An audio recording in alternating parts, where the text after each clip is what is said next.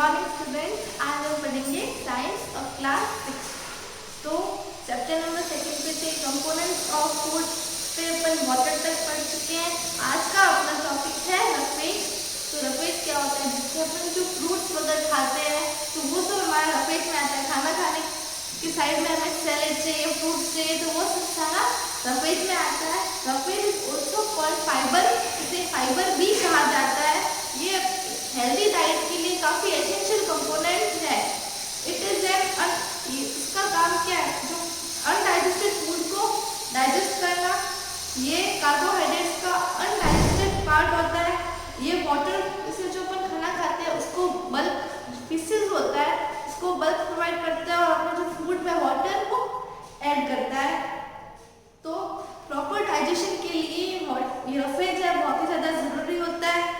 Cellulose referred as fibre और roughage Wales in the, इसका काम क्या है? जैसे वाटर को एब्जॉर्ब करना जो फीसेस है उसमें से।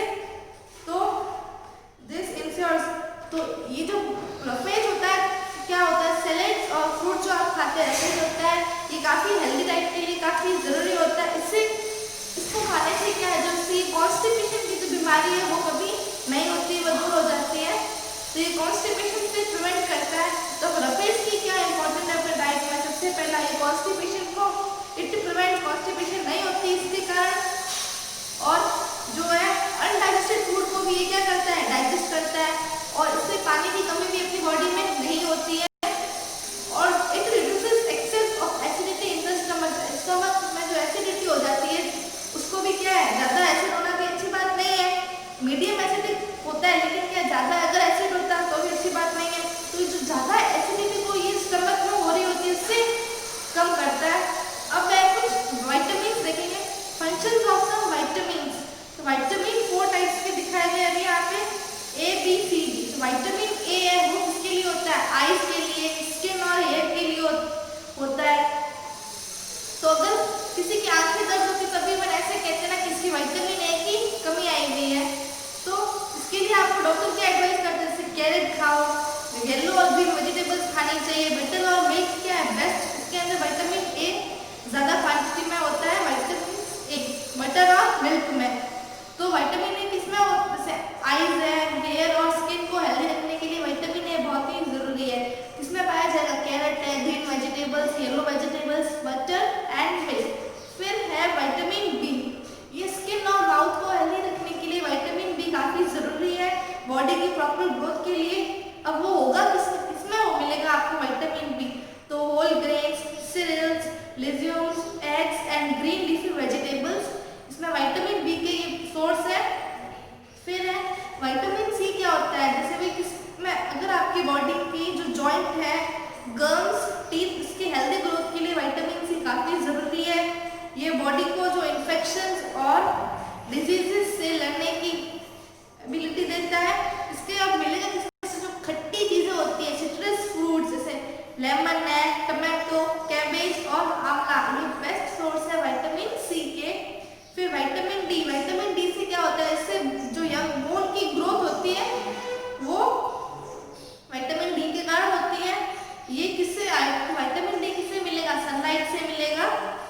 और इसके सोर्स क्या है? खाने में अगर अपन क्या ले ऐसा जिससे कुछ विटामिन D की कमी पूरी हो जाए तो fish, cod liver oil, egg, milk और बटर जो है विटामिन D के मेन सोर्स है।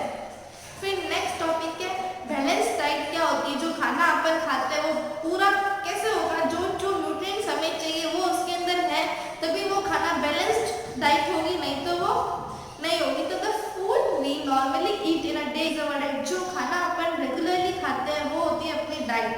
तो ग्रोथ, अपनी बॉडी की जो अच्छी हेल्थ के लिए, प्रॉपर ग्रोथ और मेंटेनेंस के लिए आपको सब चीजें क्या है? राइट क्वांटिटी में होनी चाहिए। अगर कोई चीज ज्यादा है तो भी वो नुकसानदायक है, कोई चीज आपकी बॉडी में कोई न्यूट्रिएंट्स कम है तो भी वो क्या है? नुकसानदायक है। तो बैलेंस डाइट की क्या? The diet should also contain a good amount of roughage and water. Such a diet is called balance diet. आपकी जो खाने में फ्रूट भी होना जरूरी है, सैलेड, वेजिटेबल्स, राई, चपाती वगैरह सब क्या है? जरूरी है। तो मिनरल्स एंड रफेज एंड सिर्फ carbohydrates and protein and very little fat. तो आपके खाने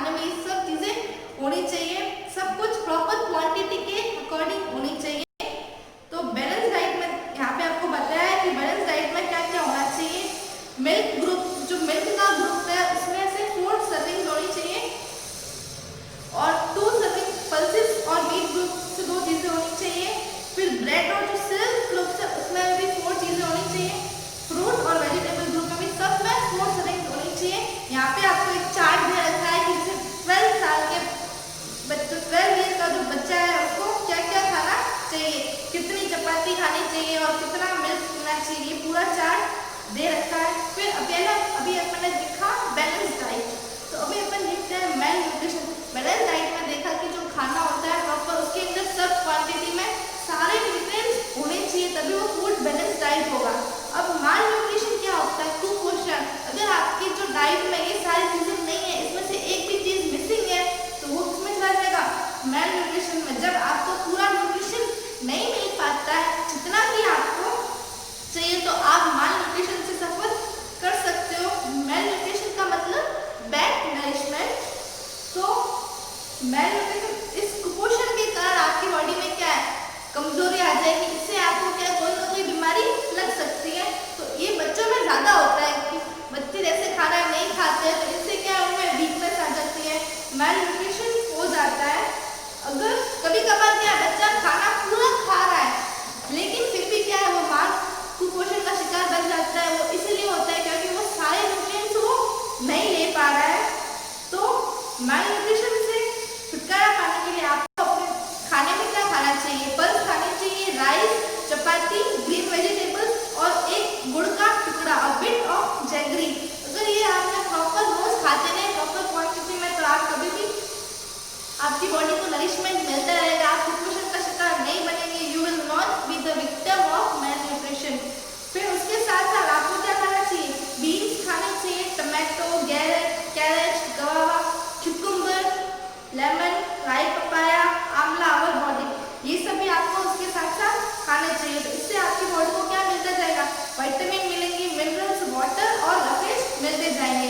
फिर है disease and disabilities due to food deficiency. अभी माल न्यूट्रिशन मतलब कमजोरी आ जाती है, फिर इसके कारण क्या हो जाता है, डिजीज भी हो जाता है इससे खाने की कमी के कारण। जैसे अगर आपकी बॉडी में विटामिन ए की कमी आ जाती है तो आपकी आंखें क्या है, कमजोर हो जाती है। तो आपकी जो बॉडी का डिजीज कब होता है, जब आपकी बॉडी का कोई नॉर्मल स्ट्रक्चर है काम करना बंद कर देता है, तो वो क्या हो जाता है, डिजीज में चेंज हो जाता है। जैसे किसी के हार्ट में कोई प्रॉब्लम हो जाती है तो वो उसको फिर क्या हो जाता है, हार्ट का डिजीज हो जाता है, फिर वो हार्ट का पेशेंट बन जाता है। वैसे ही अगर किसी के जैसे पाँव में दर्द होता है, इसका मतलब क्या, उनके कुछ ना कुछ डिस्टर्बेंस हुआ है इसीलिए, तो वो डिजीज में चेंज हो जाते हैं। तो कुछ डिजीजेस क्या होता है जिसका इलाज होता है, किस डिजीजेस को हम ठीक कर सकते हैं, लेकिन कुछ डिजीजेस क्या है उसको इलाज नहीं कर सकते। और ये डिजीजेस क्या होते हैं, कुछ नॉन कम्युनिकेबल होते हैं। जैसे अगर एक पर्सन को है जो उसके कांटेक्ट में रहा, उसको ये डिजीज नहीं हो सकता। तो अगर किसी पर्टिकुलर न्यूट्रिएंट्स की कमी के कारण जो आपको डिजीज हुआ है उसे कहते हैं डेफिशिएंसी डिजीजेस। अब डिजीज हो तो ये डिजीजेस होते हैं, तो आपको हेल्दी कैसे रहना है, आपको अपनी अच्छी हेल्थ कैसे करनी है, उसके लिए आपको क्या है, अपना खाना प्रॉपर बैलेंस डाइट होना चाहिए और अच्छे तरीके से आपको क्या है, हर तरह साफ सफाई होना चाहिए, आपको हाइजीनिक रहना है। और जब आप खाना खाते हो ये बेस्ट पोस्चर होता है कि आप क्रॉस लेग में बैठे, ये बेस्ट, इससे क्या आपका फूड इजीली डाइजेस्ट में हेल्प मिलता है डाइजेस्ट होने में। तो कुछ प्रिकॉशंस है जो आपको ध्यान रखने चाहिए। सबसे पहला है कि आप खाने को अच्छे से चबाएं। सेकंड, फूड को आप प्रॉपर मतलब ज़्यादा पकाना भी अच्छी बात नहीं है, इसमें क्या होता है उसके जो न्यूट्रिएंट्स होते हैं वो सारे खत्म हो जाते हैं, इसीलिए फूड को ज़्यादा पकाना भी नहीं चाहिए। फिर क्या, वेजिटेबल्स और फ्रूट को अगर आप लाते हो मार्केट, तो सबसे पहले आपकी ये ड्यूटी बनती है कि आप उसे अच्छे से वॉश करें। फोर्थ है फ्रूट्स, जैसे आप कुछ फ्रूट पूरा खाते हो और आपको थोड़ा सा ही चाहिए तो उसको ऐसे फ्रूट को काट के ना रखें। अगर आपने एप्पल्स काट के रख दिए तो थोड़ी देर बाद आप क्या देखोगे, वो ब्राउन ब्राउन हो जाती है। तो ऐसे फ्रूट्स होते हैं जिसे आप पूरा ही खाना पड़ता है, वैसे फ्रूट्स को ना काटें। फिर क्या है, ज़्यादा से ज़्यादा अपन क्या करते हैं, राइस को वॉश करते हैं, पल्सेस को वॉश करते हैं बनाने से पहले। तो ये ऐसा नहीं करना चाहिए क्योंकि उसके अंदर जितने विटामिन्स एंड मिनरल्स होते हैं वो उस पानी के साथ वॉश हो जाते हैं। फिर सिक्स्थ है, खाना खाते समय या खाना के बाद पानी को नहीं पीना चाहिए क्योंकि वो क्या कर देता है, आपकी जो डाइजेस्टिव एंजाइम्स है उसको डाइल्यूट कर देता है।